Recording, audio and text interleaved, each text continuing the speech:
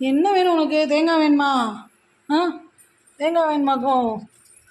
ஆ, தேங்காய் எடுக்கிறது திங்கிறது எத்தனை தான் சாப்பிடுவேன்? வா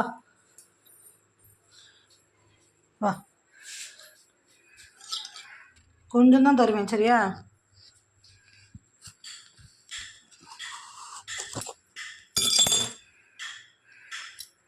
போதுமா? ரொம்ப சாப்பிடக்கூடாது. எங்கே ஓடுற? வாங்கிட்டு அடியே சில்லக்குட்டி, போதும். அதுக்கு மேலே அங்கே இல்லை. சச்சுன்னு என்ன இருக்குது? தேங்காய் இப்படியே திங்கிறதே. சரி சரி, போதும் போதும். கிழிச்சா அப்படி எடுத்துடுறேன். வா வா, நான் வா.